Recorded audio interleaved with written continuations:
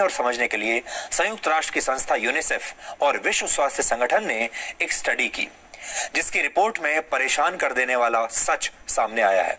Report में कहा गया है कि दुनिया के करीब 43% स्कूलों में बच्चों के लिए साबुन से हाथ धोने की सुविधा नहीं है। दुनिया के करीब 24% स्कूलों में हाथ धोने के लिए न तो पानी उपलब्ध है और न ही साबुन है, जबकि 19% स्कूलों में पानी तो उपलब्ध है लेकिन साबुन नहीं है। यानी दुनिया के हर 5 में से 2 स्कूलों में साबुन से हाथ धोने की सुविधा बच्चों के पास नहीं है, जो कोरोना से बचने के लिए बेहद जरूरी है। इस रिपोर्ट में यह भी लिखा है कि दुनिया के 42% सेकेंडरी स्कूल्स और 56% प्राइमरी स्कूल्स में हाथ धोने की उचित सुविधा नहीं है। ग्रामीण इलाकों में हालत और भी ज्यादा खराब है, जहां 3 में से 2 स्कूलों में साबुन से हाथ धोने की व्यवस्था नहीं है। कोरोना महामारी की वजह से पूरी दुनिया में स्कूलों को बंद करना पड़ा, जिससे 190 देशों में 150 करोड़ से ज्यादा छात्र प्रभावित हुए हैं।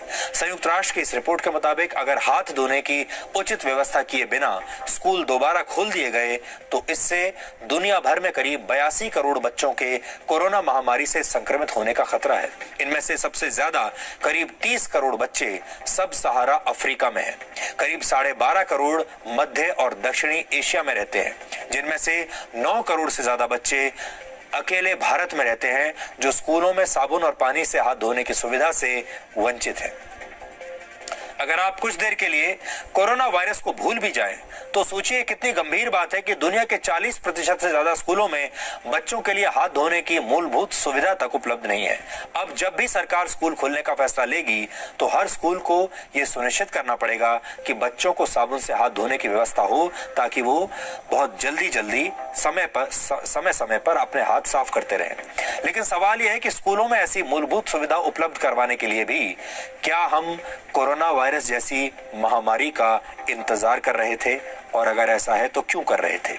यूनिसेफ की यह रिपोर्ट ऐसे वक्त में आई है जब भारत समेत दुनिया के कई देशों में यह विचार चल रहा है कि स्कूलों को कब से और कैसे खोला जा सकता है, क्योंकि जरा सी भी लापरवाही बहुत बड़ी परेशानी खड़ी कर सकती है। इसी बीच अमेरिका में एक नई रिपोर्ट सामने आई है, जिसके मुताबिक जुलाई के अंतिम 2 हफ्तों में पूरे अमेरिका में 97,000 से ज्यादा बच्चे कोरोना पॉजिटिव पाए गए हैं। यानी अमेरिका ये गलती कर चुका है, उसे स्कूल नहीं खोलने चाहिए थे, लेकिन उसने स्कूल खोल दिए और अब वहां पर बच्चे बड़ी मात्रा में संक्रमित हो रहे हैं, बड़ी संख्या में, जिसके बाद अब विशेषज्ञ ये राय दे रहे हैं कि अमेरिका में अभी स्कूल नहीं खोले जाने चाहिए। हालांकि अमेरिका के कुछ राज्यों ने स्कूल खोलने की अनुमति दे दी है, जहां ये डर अब सच साबित हो रहा है, क्योंकि बड़ी संख्या में वहां पर बच्चे अब कोरोना से संक्रमित हो गए हैं।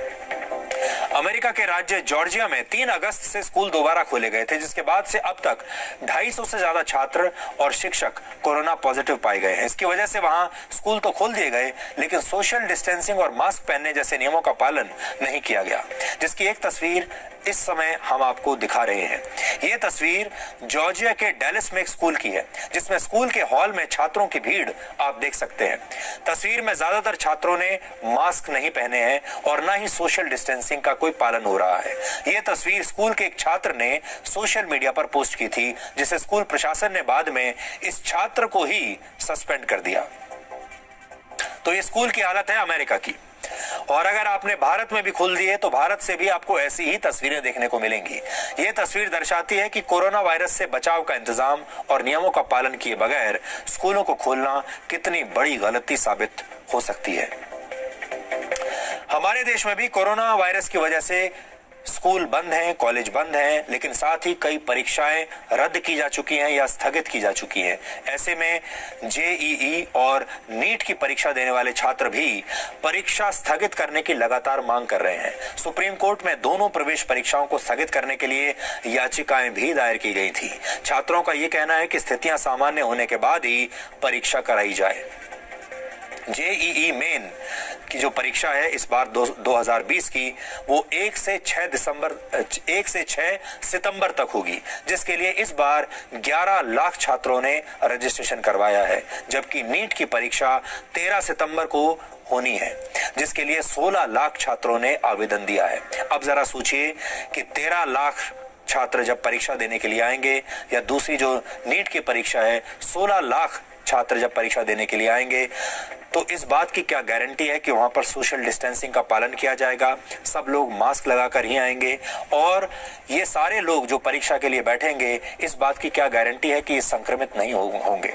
अगर लाखों की संख्या में जब ये बच्चे, ये छात्र परीक्षा देने के लिए आएंगे और अगर इनमें से कुछ लोग भी संक्रमित हो गए तो ये महामारी भारत के युवाओं में फैल जाएगी, छात्रों में फैल जाएगी और उसके बाद एक नई चुनौती देश को झेलनी पड़ेगी। इसलिए आज हमारा सरकार से ये कहना है कि बहुत सोच समझ कर ये फैसला लें कि उन्हें इन परीक्षाओं को आयोजित करना है या अभी इन्हें और कुछ दिनों तक